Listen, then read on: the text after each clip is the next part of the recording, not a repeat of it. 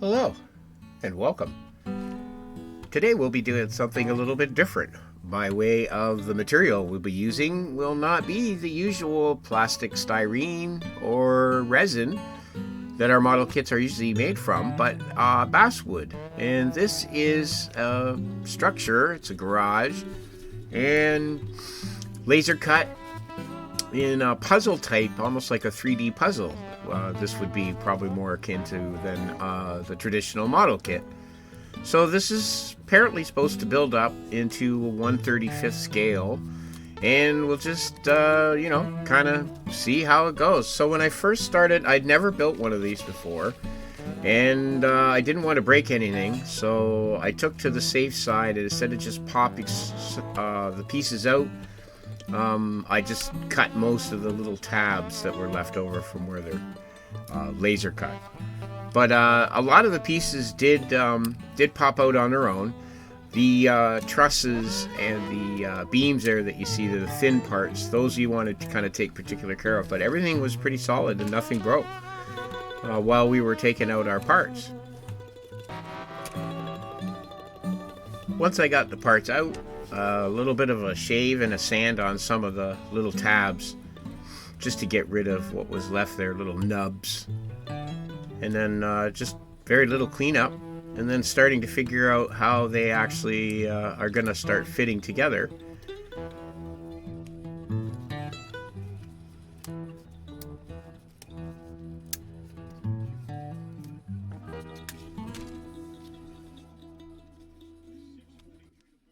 To make the two initial box beams, I guess these would be these supports. But once you get them clicked together, they're actually pretty good. And now that I've got one, the second one went together a lot easier.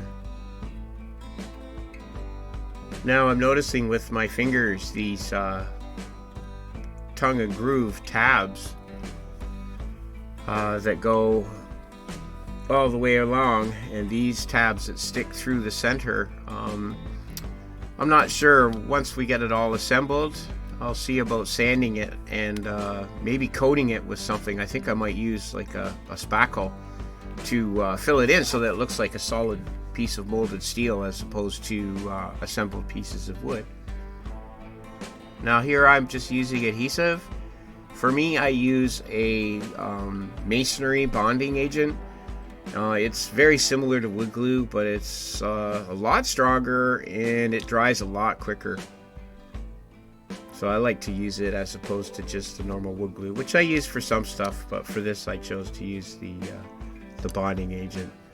So there's our I-beams and our box beams put together, and now I'm starting to work on the trusses. I'm just taking particular care because I didn't want to break any of those little pieces, but they're surprisingly strong,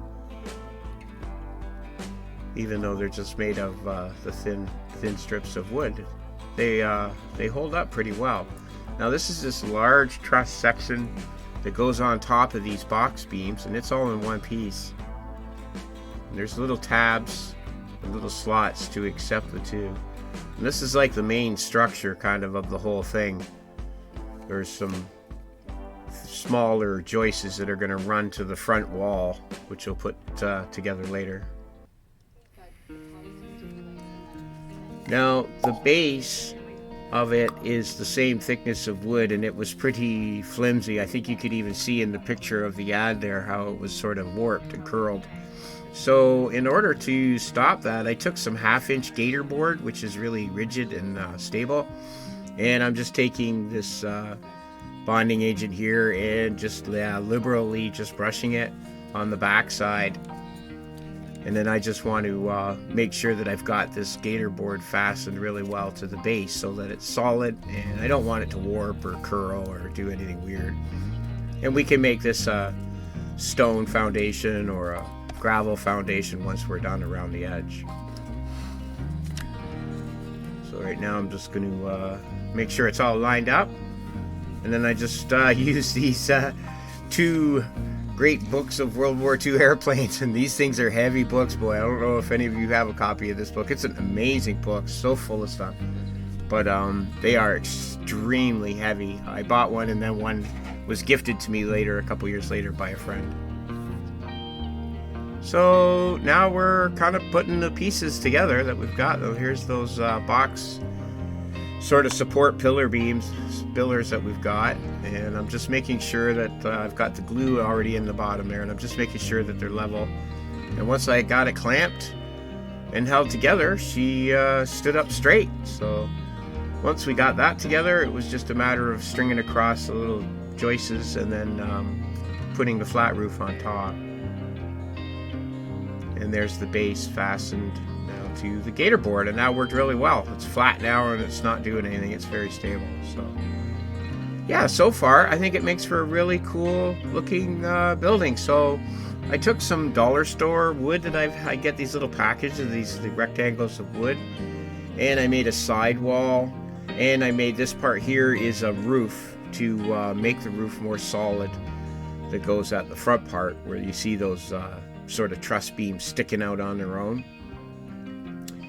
And here's the double support beam that goes inside, and yeah, I'm just gonna get a coat of paint on it. Thought I'd start with a base coat of black, and for this I'm just using craft paint. And thank you to the Busy Builder for his suggestion of using Windex with ammonia as a thinner. It works extremely well. I'm able to thin with distilled water and that about 60-40, the ammonia Windex to the water, and then I can even go with craft paint like here and it sprays okay, which is excellent because it helps keep that cost down. To spray something this large in Tamiya paint or even Vallejo get kind of expensive.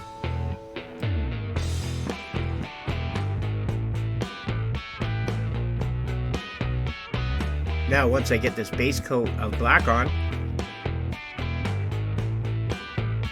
she'll be ready. Now I just made the wall with my corrugator, and I used the tin tape stuck to some paper, and that's got that started. I think I'll make some tension rods going from corner to corner for there, but yeah, now we started to mock up just to kind of see for scale how it's going to work. I think it's going to work really good. So this is sort of mocking up for our Operation Bear Trap, where we're going to have Delta Force guys up on the ridge there spying down on some Russians, testing their new top secret power suits or whatnot.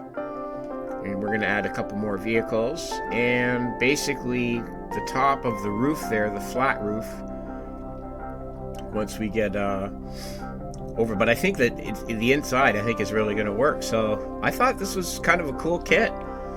Once we get the roof on it, you can really see inside because it's not closed off. So I think this whole diorama will lend itself to some LED lighting inside of here, which is something that we haven't done yet. And now that I've got a piece of gator board cut for the roof, I just kind of brought down an old 32 scale Huey build there that I built years ago, and I thought I would just to get an idea if how that's going to work with putting the helicopter on top. Now the 32 scale is kind of roughly the size of the 35th scale helicopter we wanted to put up there, and I think that makes for a plausible scene. So there's our Delta Force guys. We'll have them creeping around in the trees, sort of peeking out, trying to not be spotted by the dudes at the helicopter.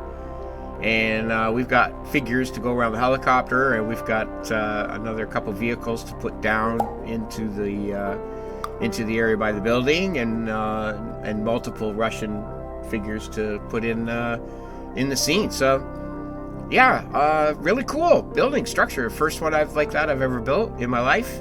The basswood, and it'll be definitely something we'll want to do again in the future, that's for sure.